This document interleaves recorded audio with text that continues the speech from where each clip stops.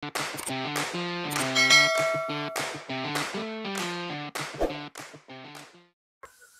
guys, mga kasama kong tech dyan, sa mga newbies, student. So welcome na naman sa ating channel. No? So meron tayong konti pag-usapan regarding sa LED diode. No? Although ngayon is medyo existing pa rin siya, hindi naman siya phase out. Okay?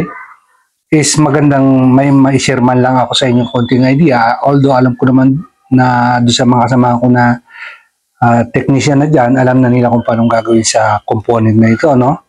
So, my point is about dun sa mga baguhan at mga nag-aaral pa lamang, no? O yung mga nais matuto, no? So, pag-aaralan natin yung light emitting diode or LED.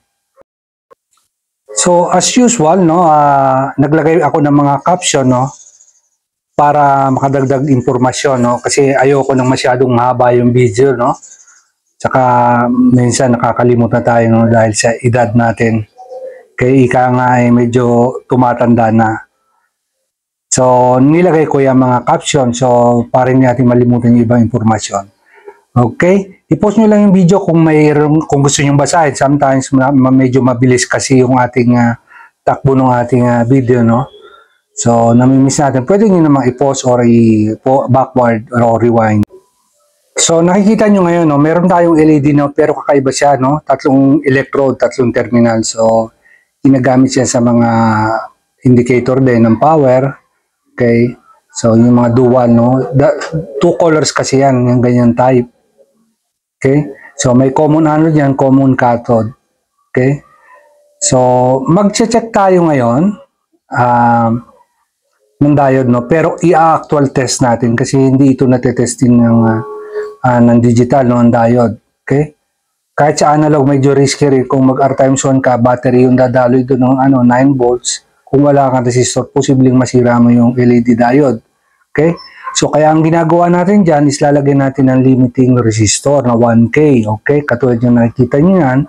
So, tinesting muna natin, may reading siya na 0.993 or equivalent as 1K.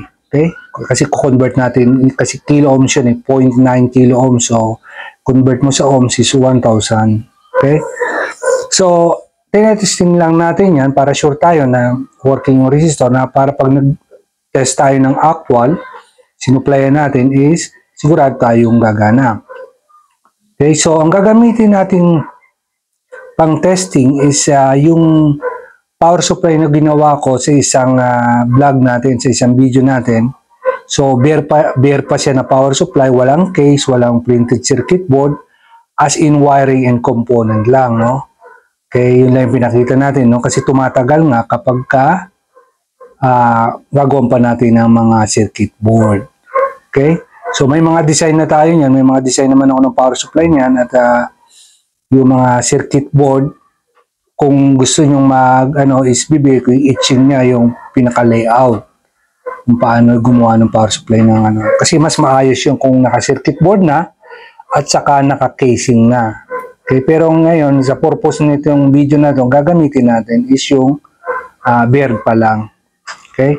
So, ayan. Yan yung ginamit natin sa isang video. No? But be careful lang, yung transformer na to sa mga gustong gayahin itong ganitong setup is when you do testing, isingatan yung hawakan yung primary, yung 220 volts yun, no?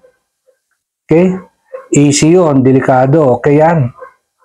So, warning po. Or be cautious. So, sa output naman, AC, although 12 volts yung pinakamalaki dyan, medyo may kilitiri ng konti. Pero, sa mga baguhan at matagal na nagre-repair, hindi na nararamdaman yun. Okay? So, ayan. Kinuha lang natin yung output ng ating power supply, positive, negative, no? Then, kinunik ko doon yung ating alligator clip na black and red na may kasama resistor doon sa black, no? So, ang una mong gagawin, dahil actual test yan, siguraduhin mo na i-connect mo siya sa tamang terminal, wherein positive is to anode and negative is to cathode, okay? Forward natin. Forward, hindi siya reverse. Ayan. So, iilaw siya. Ang mangyayari kapag ni-reverse niyan, may tendency masira ang ating LED diode. Okay? Sensitive yan. Lalo ni mga kulay na yellow, orange, yan yung medyo sa mga sensitive. Kaya makikita nyo kadalasang ginagamit is yung red and green as indicator. Ayun, natanggal na naman. Pasensya nyo na. Kasi tinatali lang natin. Dahil bare pa lang yung ating power supply, no? Ibig sabihin, hubad pa itong power supply na to. Okay? So, ito naman, i-check natin yung two-color diode. Okay? So, laging tandaan, ang gitna is yan yung common. Okay? Kung yan ay common anode, yan ay positive. Kung common cathode, negative yan. Pero kadalasan is common cathode sa mga ganito ng two colors. Okay? So, ayan, hindi siya gumagana sa pag-test natin. So, bakit kaya? Subukan natin baliktarin. Total, hindi na rin naman gumana. Ay, ano rin, kaya wala rin mangyayari. Kahit masira na yan. Wala. Sira talaga siya, no? So, pass tayo sa isang yan. Dahil may diferensya. So, marami naman tayong pan-testing dyan.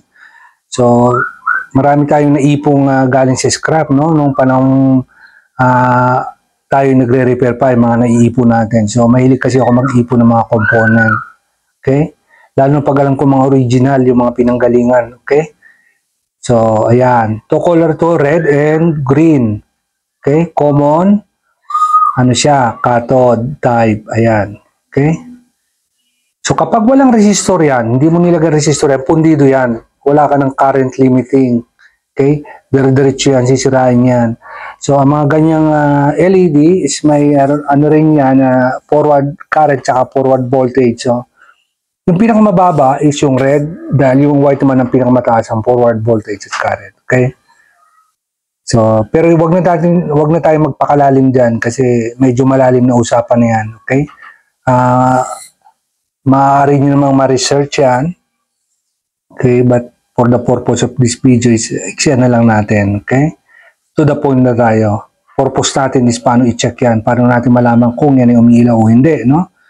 So, iba't ibang klase itong uri ng diode nito. May size, jumbo size, mini, may flat, okay? Round, iba-iba, no? So, katulad nga kanina, sa caption ko, makikita nyo sa caption, so, palatandaan ng cathode is may palatandaan, may tips tayo, no? 3 tips. So, yung malaking, ano dyan, yung LED frame nasa loob ng diode, pag nakita mo, yun yung cathode.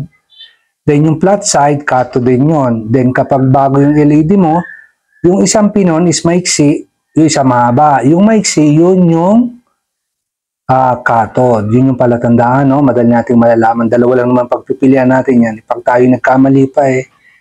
Pero kung minsan, mahirap mamili sa dalawa. Mas magandang mamili sa 3 o 4. Okay? So, yan. White ito, white. Okay? So, yan yung ating mga LED na karamihang nakikita sa ating mga power supply. As indicator, sa ating mga amplifier as signal or VU meter. Then doon sa mga digital console or audio mixer or sound console, yun yung mga pumapalo, nakikita yung mga pumapalo. So mga LED yun, okay? So yung iba gumagamit ng round, yung iba flat type. Yung iba naman is talagang yung nakapackage na parang segment type na siya. Okay? So maraming salamat sa iyong pagtutok dito sa ating munting talakayan regarding sa LED. No? Wala na tayong ganong papag-usapan dito sa LED. So kaya wag na natin pakatagalan. Okay? So naway nakatulong ako sa inyo at may napulot kayong kaunting kalaman. Salamat sa iyong pagtutok at suporta dito sa ating channel. So God bless po sa inyong lahat.